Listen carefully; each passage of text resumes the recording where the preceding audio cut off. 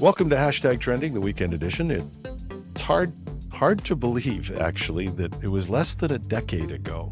I was still talking to people about whether or not they'd move to the cloud. Not how, but whether or not they would. And today, the cloud is a fundamental architecture, at least a major part of it for every company. As much as we like to pack everything into that word cloud, it's actually a wide-ranging and diverse architecture. And it has grown over that decade or more. And rarely is it only one thing. In fact, we often use a term hybrid cloud to describe it. But the past few years are not only about the growth and diversity of the cloud, but they're also about a new stage of maturity and how we talk about and now how we manage a cloud architecture. So when I got the chance to have a discussion based on a pretty serious study of cloud and where we are today, I jumped at the chance. Now, fair warning, a lot of the information in the studies we get are usually from the US or North American. We don't get enough real research from a purely Canadian perspective.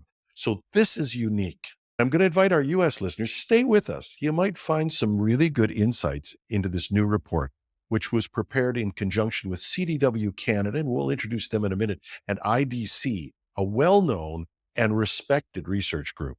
It's called the 2024 CDW Canadian Hybrid Cloud Report. My guest today to walk through this with me is KJ Burke. He's the field CTO for hybrid infrastructure for CDW. Just a note, you don't have to write anything down. I'll post a link with the show notes as soon as this whole report becomes available. That's it. I'm going to welcome my guest. Welcome, KJ. Thanks, Jim. Appreciate you having me on the weekend show. As we were talking about earlier, enjoy listening to Hashtag Trending when I'm getting ready in the morning. And then it's nice to have sort of the longer format on the weekend. So thanks for having me. My role is field CTO for hybrid infrastructure at CDW Canada. And I helped put together the report that we're going to talk about. It's great. So KJ, can I call you K? Could we be on a first initial basis? I never know with the guys with two initials. I'm just kidding you.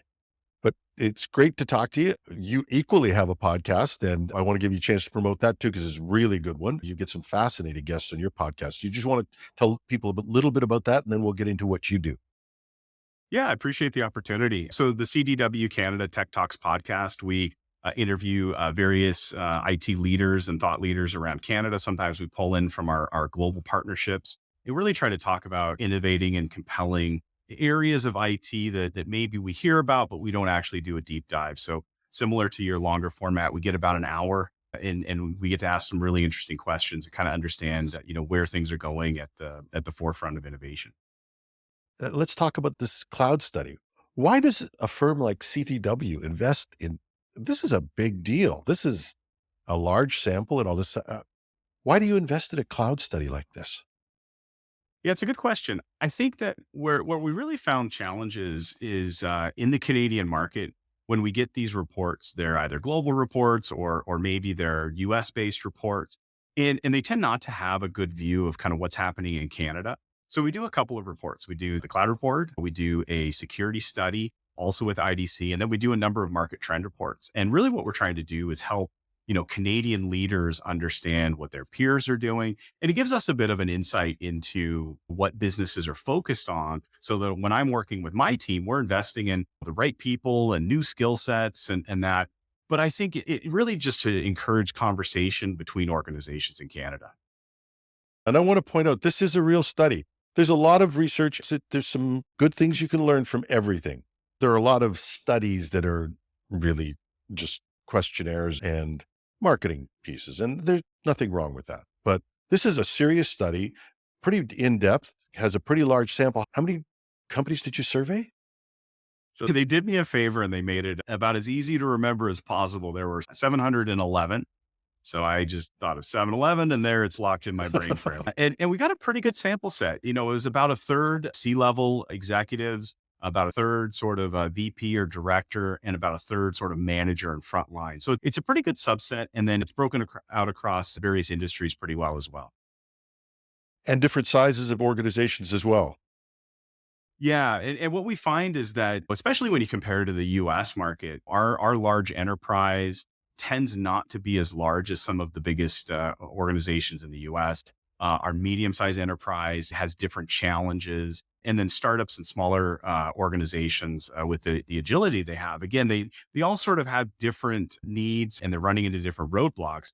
And so about a third were larger enterprises, about a third were medium, and about a third were smaller. And I want to go back to the size sample because in Canada, this is a statistically relevant sample. This is good. And you've got a really good breadth to capture that. And oftentimes that's a bit of a challenge. I get people who get asked to fill out surveys all the time. So it's getting responses is difficult. You managed to get a pretty good survey of the cloud. Yeah, IDC has been a really good partner. Both this report, the 2024 cloud report, and the security study, we get really good engagement. And I think organizations, a lot of times they want to get their feedback in there because it helps them move the business forward and move the country forward with their peer groups. Absolutely.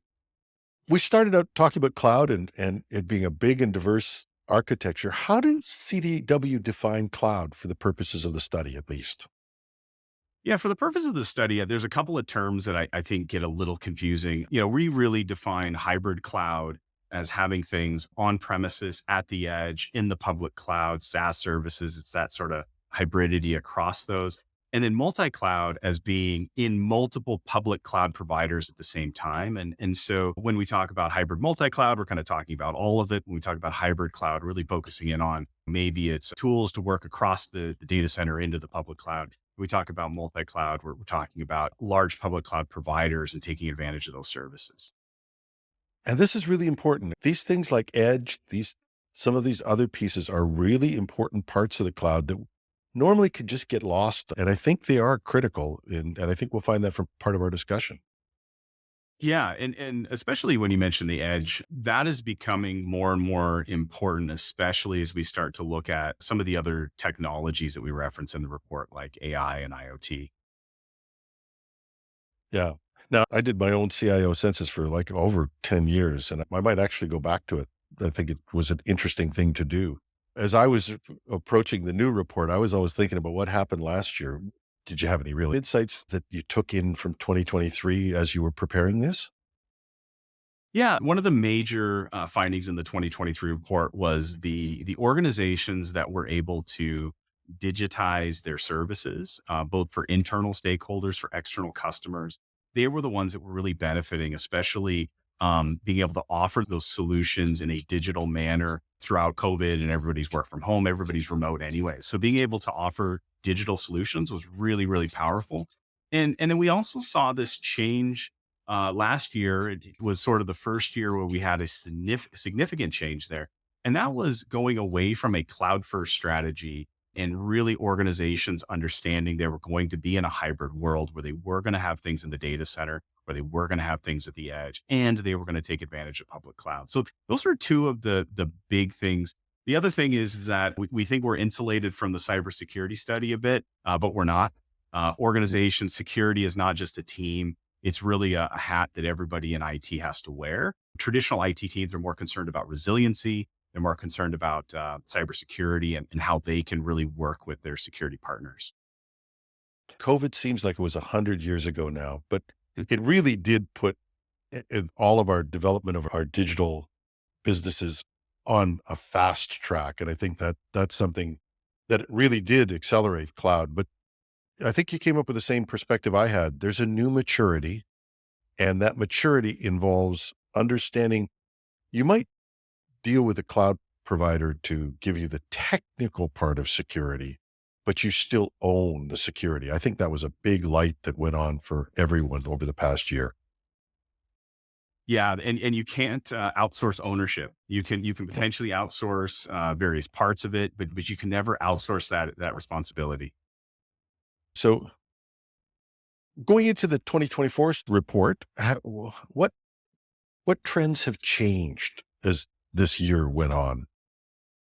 One of the trends that really jumped out at me was as organizations are looking the next couple of years into the future, the amount of workloads and the amount of investment in the public cloud seems to have plateaued in people's estimations. And so year after year with the report, because this is the fourth year we've done it, we've seen public cloud investments and people's commitments to the public cloud going up anywhere from 5 to 8% per year.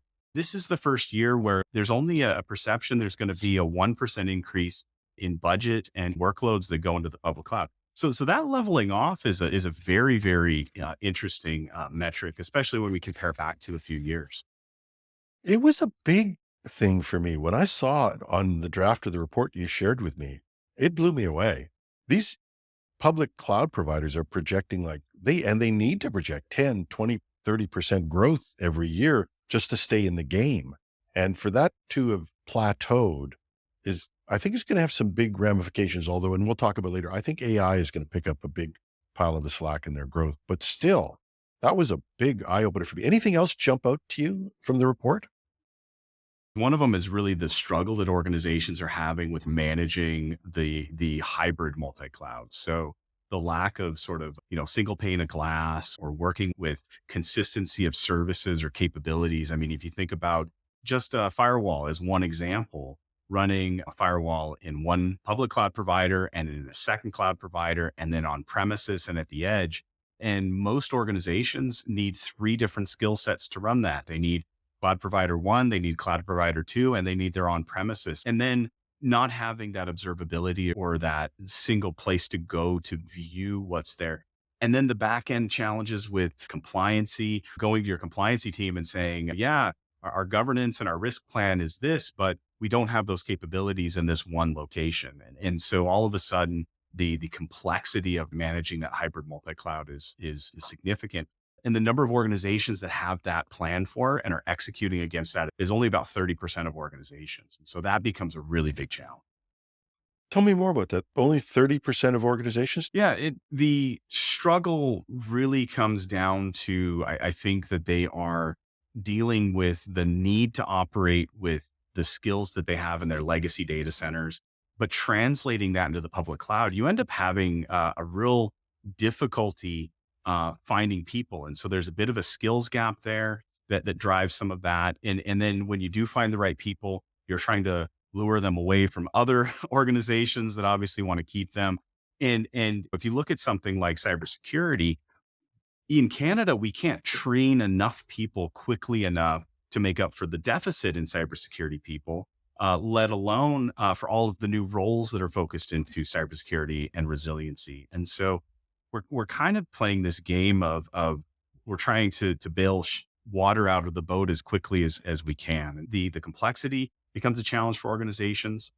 Medium-sized organizations are really struggling with adoption of public cloud services because they just don't have the people. They have the complexity that larger organizations have, but they just don't have the people that they can like put against that problem. The skills gap is real, and the fight for talent is really, really difficult to win for organizations. So there's a couple of things that have come out of this that really blow my mind, or they at least start me thinking. One of them that I can't quite reconcile in my own world is, on one hand, Canada is a real hybrid cloud nation. I mean, I think we are probably, if we lead in anything, it's the fact that we're pretty big in hybrid cloud. And yet we're starved for resources. And so maintaining the knowledge of one, two, three different clouds, I don't know how people keep up with that. First of all, that's the first part. Have you any indications from this report or any of the talks you've had with people of how they're keeping up with that? Yeah. So the organizations that are able to succeed or at least be more agile and overcome some of these challenges are really focusing in on automation tooling, orchestration tooling, and then consistency, where you can build that consistency across your multiple public cloud providers in your data center at the edge, being able to leverage maybe some of the traditional technologies that you would use in the data center, but spreading those across your hybrid multi-cloud so that you can have a skill set to manage, say, your firewall or your storage platform or your data fabric. That becomes really, really important. But then again, building, really sort of taking that cloud operations model, a lot of which the benefit is your ability to automate, your ability to script, your ability to orchestrate, and leveraging tools that can work across the hybrid multi-cloud. Organizations that are succeeding are investing not necessarily in having three different people that can manage different firewalls, depending upon where they are. They're really succeeding because they're investing in a person that is able to work with automation tools, to deploy those services across those three different environments using orchestration and automation tooling.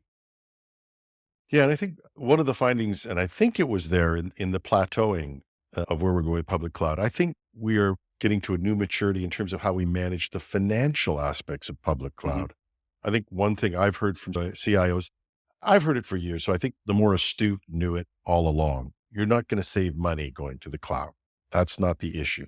The issue is being able to be more flexible, to be more responsive, to have a better security infrastructure, whatever it is, it's not saving money. But we're now starting to see, and I think you had references to it in your survey, the idea of financial management being something that we're really starting to see, and it's being recognized as a skill in managing cloud. Yeah, starting with last year, FinOps was not really a term that we were throwing around prior to 2023. At least I'm more on the technical side, so it wasn't something I was really focused on, but absolutely, it's become a key metric as your cloud spend has grown. Organizations want to make sure they're getting the most out of the dollars they're spending, and so as that line item on the budget has continued to increase, it's gotten more scrutiny. There still aren't a lot of organizations that have a person that's identified as not even the FinOps person, but even that wears the hat of FinOps. And so again, that's an area where organizations need to start identifying somebody that can sort of own that part of the conversation, that can own tracking that number, that can explain that number to the business. Because at a high enough level, they're just looking at a line item on your budget and saying, wow, that line item appears to be much larger. What value are we getting out of that? And this management of the cloud expense is phenomenal. And I think if anybody's out there listening and they haven't heard of FinOps, you can go to finops.org and a lot of the stuff is available for free. You can see it and start to really appreciate what it is.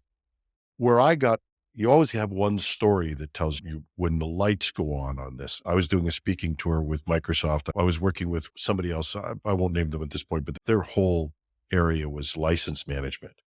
And the two of us worked together how you could take like 70% of your costs out by managing them properly from one case study. Now, I'm not saying everything's like that, but this was a real case study. I walked through it with these experts and my eyes just went, my chin dropped, first of all, and said, wait a minute, we're leaving all of this on the floor. And that's because there's technical management. I think we accept security management.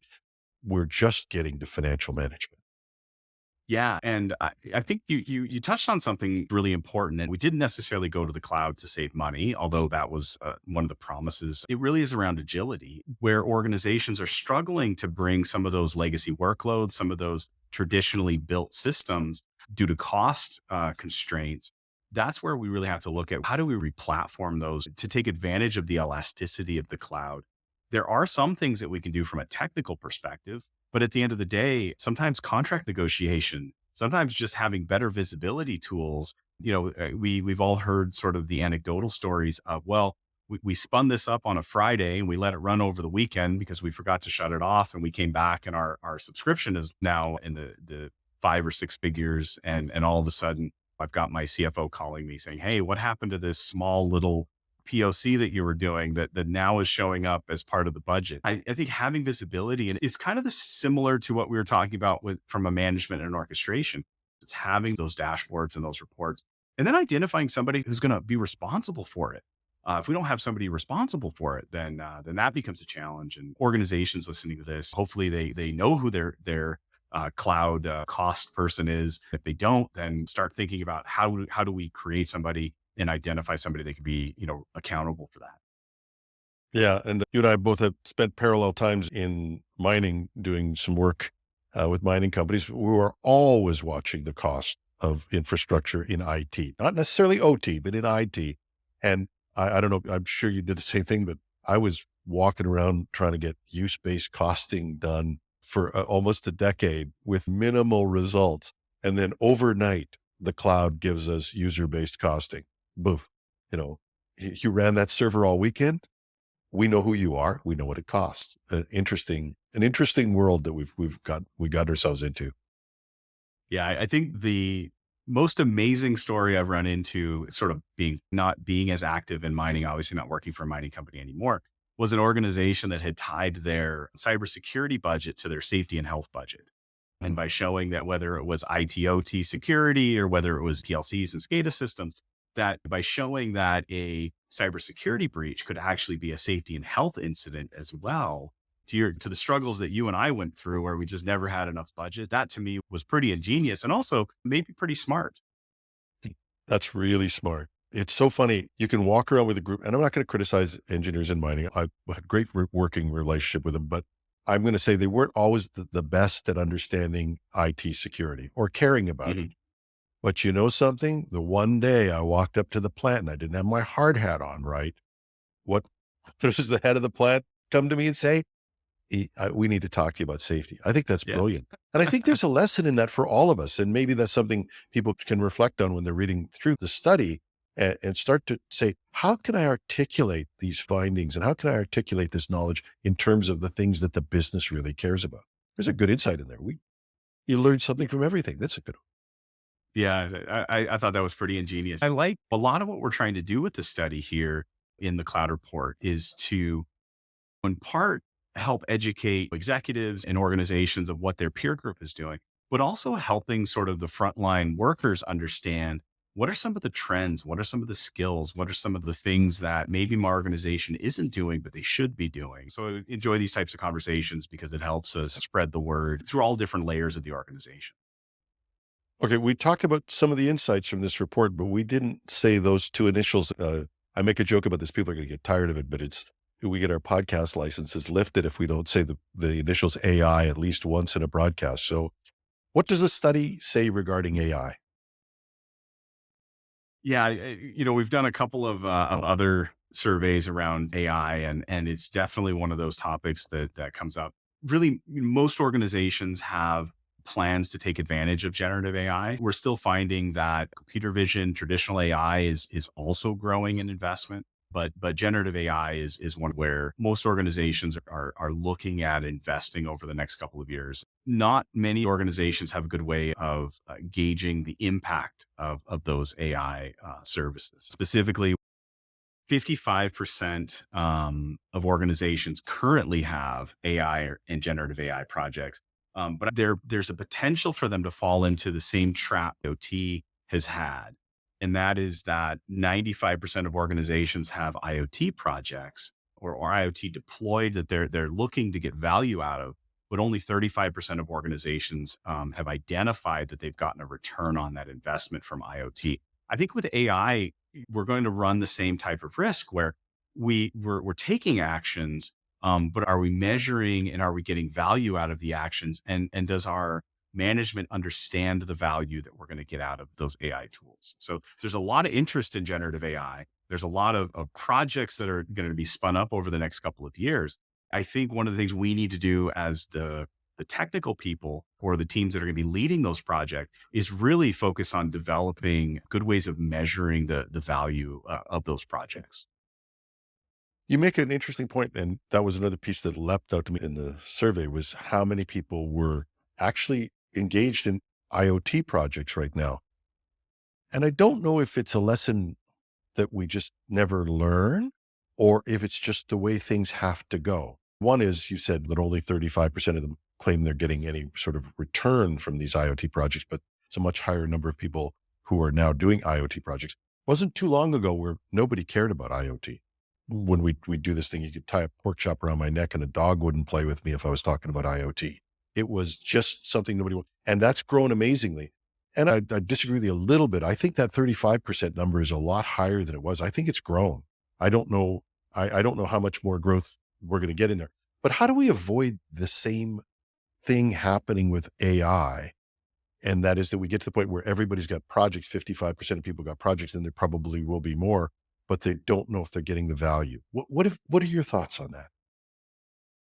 Yeah, we're having conversations with organizations. It's around, what are you really trying to deliver?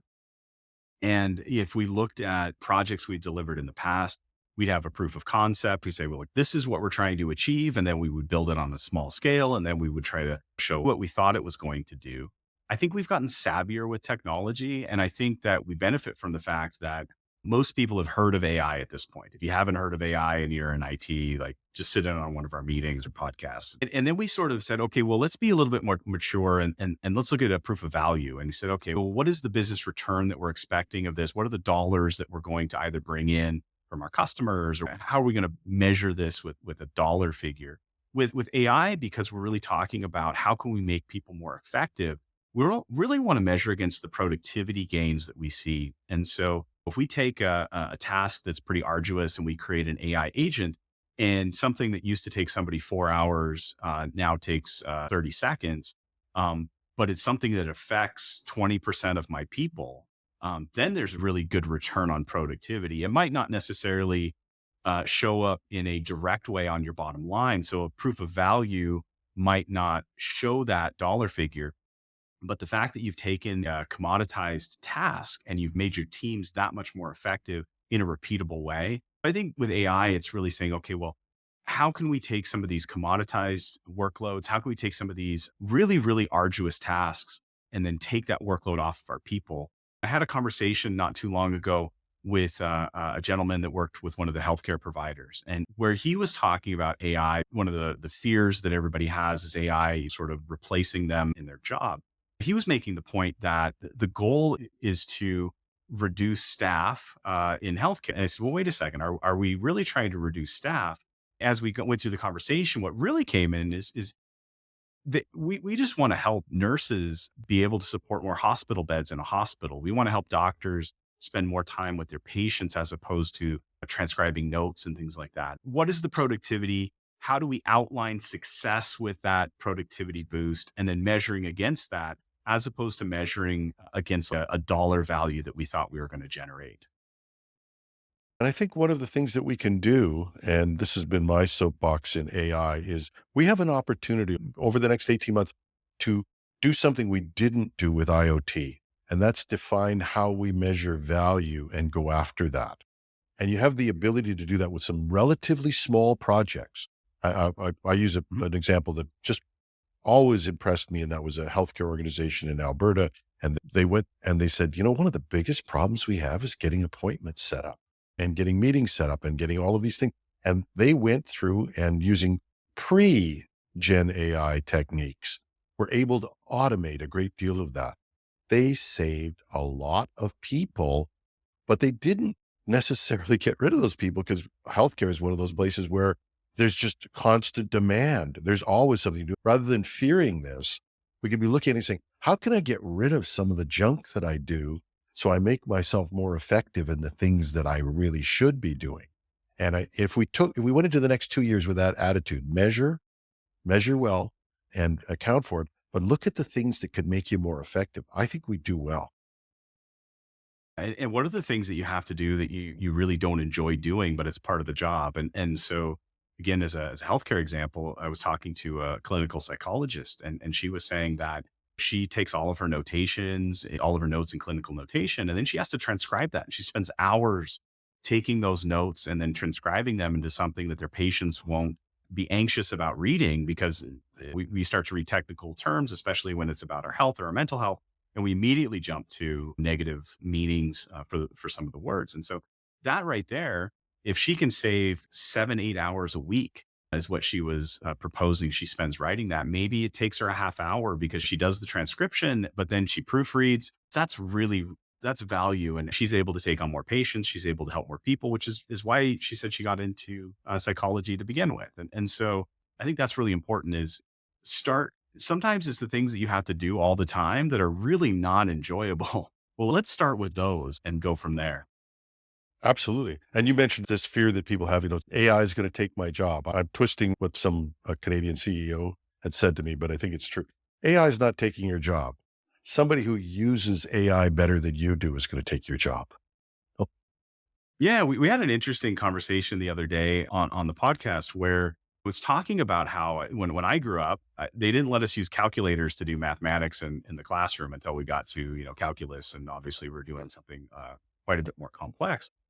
You're going to have kids coming into school that are learning AI tooling as part of the workflow that they use to just be more effective and better use the information that's at their fingertips just like there is a generation that didn't grow up with Google and the accessibility of information on the internet as readily as the people a year older than them. So yeah, it's this continuation of new tools and new capabilities. But there are kids in school today that are learning to use things like ChatGPT in their regular day-to-day workflow. You can't hold it back. I was talking to a friend of mine in the university program we were working on, and he said that the university is they're just don't know how to manage AI with students. My take to them, and what I said to them is, stop trying. You're not going to win. Just don't try to win things you're never going to win. Because when those kids get out, if they want to be employed, their ability to use AI, particularly in things like security, particularly in things like Mhm. data management, this is going to be a gift to them. And the fact that they've got a good university or college education, but they also know how to use AI, they're going to be brought in and they're going to get really good opportunities, I think. That's just my opinion, but it is my opinion. I think you're right on to something there. And you bring up an interesting thing that also came up in the cloud report, and that was around data management. Earlier you kind of asked, like, what are some of the barriers? It's funny because data management, AI tools for data management specifically, may actually be part of the solution to our data management challenges that we have that we need to get through before we can really roll out a lot of the AI tooling that we want to do. And so data management is definitely one of those areas that you go back a year or two, it wasn't as important, but it really shows in the report this year that organizations are starting to really dig into data management, governance, and the framework for data management, et cetera. Yeah, and let's talk about the two things. But data governance, there is there's a lot in the report. Is there any insights that you came up with a data governance here? Yeah, specifically in the report regarding data management, it's interesting that there were, when you look at what organizations are focused in on, the three most important things around data management is security, privacy of data, and then the quality of data, and actually in that order. So organizations are more concerned about the access to data and the unauthorized access to that data than even the quality of that data. And so, resiliency and obviously cybersecurity, but then to back up and really start to evaluate a lot of the conversations that we're having with customers is around creating the data governance plans to create the rules that you're going to deal with data. And so that really is a starting point and a roadblock for a lot of organizations. From a privacy perspective, just had a really interesting conversation with a gentleman from the federal government on the podcast around data privacy. And data privacy, depending upon what type of organization that you're in, can vary significantly. If you're with the federal government, okay, what is the federal government using that data for? How are they securing it? Yeah. So, and then the interesting thing is the third is the quality. So it comes down to securing the data. It comes down to guaranteeing the privacy of the data, identifying risky data, but then also the quality of the data. And I keep hearing the analogy that data is the new oil. And as you and I were talking the other day, data as a new oil, yes, but refining that data into, say, gasoline, to follow that analogy, makes it even that much more valuable and that much more potent. And so, yeah, so I think what really came out of the report was securing your data, the privacy around that data, and ensuring that you have the right compliancy, and then investing in improving the quality of the data. Yeah, and I'm going to say something that might be heresy here, but that I think that your report's got it right. First of all, security and privacy are the absolute two foundations. The quality of data, I'm going to say something might upset people. You're never going to get there. You're always going to be whining about the quality of your data. Get over it. And I'll talk a little bit about that in a second. But the one that's missing is breaking down the silos. And I think that's in governance. If you don't break down the silos, you will get less optimal results than anybody else. AI is going to give us a great ability to look at unstructured data, to be able to, for organizations that can't afford their own data scientists. And I'm not saying it will replace data scientists in big organizations. It'll augment them. But the stuff you can do with the analysis of data is phenomenal, but only if you can break across silos. And so that's the other piece. But the data quality, and this is just the world according to Jim, you get data quality when you use the data.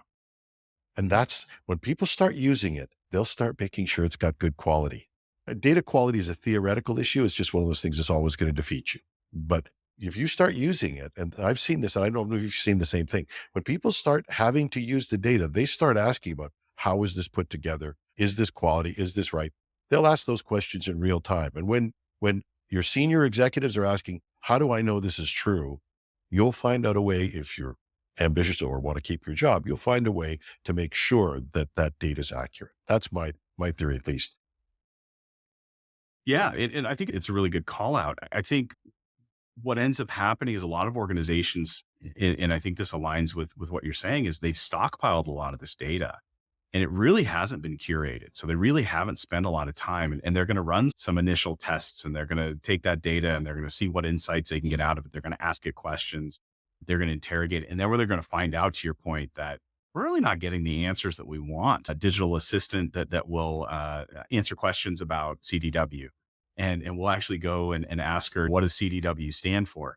And she'll get it wrong every single time, because CDW at this point doesn't stand for anything. It used to stand for Computer Discount Warehouse, but there's so much bad information, even on our own website, that she comes back and she says it stands for Computer Discount Warehouse. And so, yeah, people are going to get answers that they weren't expecting. They're getting answers they didn't want. And then, to your point, I agree. Then they're going to start to refine that data. They're going to really start to spend time with it. And that just makes it more important that it's secure, because the more time you put into it, the more the value and that intellectual property that you're building within that data. If somebody then comes and exfiltrates that data set, you've just lost not only the data, but the work you put in to refine the data. So yeah, I think organizations are going to be a little bit disappointed with some of their initial answers that they get when they seek insights out of the data. But I agree with you. The more time they spend, the more potential that they see there, the more value they're going to get out of it. But it is a maturity thing. It's not a binary, it's bad or it's good. It's 5% better than it was before we went through this cleanup activity. It's never Yeah. probably going to be exactly what you want. And if I was going to urge people, I would urge them, start small now. Don't try. We've learned enough to not try and eat the entire elephant, one bite at a time is how it works. What would be your big advice? Peel back and look at the whole study, at the things that you got. What are the key things that you're taking away? And what's your advice to people from what you've learned from the study? Yeah. So when we look at the cloud report, there's sort of six key things. I'm just going to go to my notes because I want to make sure that I don't get them wrong. Absolutely. Yep. So, uh, really around the digital infrastructure, investing on how can we continue to digitize? How can we continue to really provide the agility? And how can IT continue to support the business's need to grow, the organization's need to innovate, and where that sort of public cloud investment appears to be leveling off, the uptick in private cloud. So people want the value and the cloud operating model, but they also want to be able to take advantage of that in either an as a service or as a private cloud offering. So I think from a digital infrastructure, that's definitely one of the key takeaways. From a hybrid multi-cloud perspective, it really is that we are going to have things in the data center. We are going to have more things at the edge. We are going to continue to leverage public clouds. We're probably going to leverage multiple public clouds for that best of breed opportunities with different tooling that's being created. And we're going to leverage SaaS services. So let's make decisions as IT professionals, as IT leaders. Let's set the path that that's going to be what we're doing. And then let's support it with better management tools. So look at multi-cloud management, create better observability across those environments, understand that there's a consumerization of IT, and AI. We can all go to various websites. We can try it out for ourselves. AI is a little bit different in that a lot of the innovation is coming from the frontline workers. So leaders need to look at their frontline workers. They need to look at the arduous or the time consuming activities that we can automate with AI agents and things like that, measuring those on the productivity that we're saving with AI, leverage that excitement that our frontline people have about AI, data management, build a framework, start with that. Just start with, what do we do with risky data? How do I identify risky data? How do I mitigate that risky data? How do I educate my users not to store risky data in SharePoint or something, or unstructured data stores?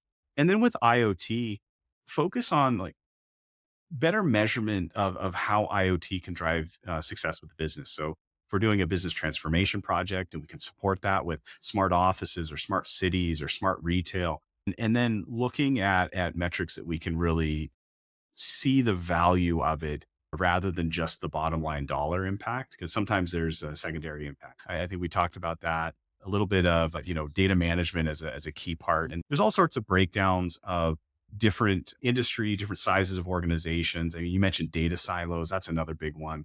People have built up in the public cloud, and now all of a sudden that's just another silo of data. I think the full report, I just had it open. There's also some good summaries. We'll be doing some road shows, bringing it in front of our customers and explaining some of that, and then offering the ability to ask questions. It's an enormous topic.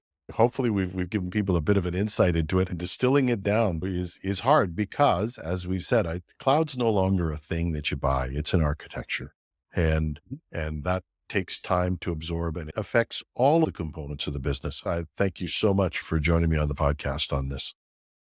Really appreciate it, Jim. Thanks for joining us the other day as well. That was it was a unique opportunity. It's been very cool. We have to do this again.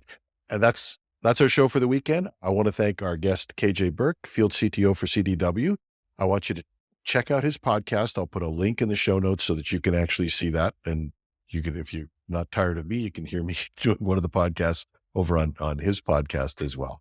A reminder, we will post a link to the survey when it's available, or we'll do an announcement, so watch for it. You'll see it either on one of our daily stories or on one of our weekend stories as soon as it becomes available. Any final words from you, KJ? No, I just really appreciate it. I hope you enjoyed the conversation today. Please check out the 2024 CDW Canada Cloud Report. And thanks again, Jim. I really appreciate it. Yeah, thanks you. And thanks to our listeners for spending part of their weekend with us. I'll be back with more tech news on Monday morning for #Trending. I'm your host, Jim Love. Have a wonderful weekend.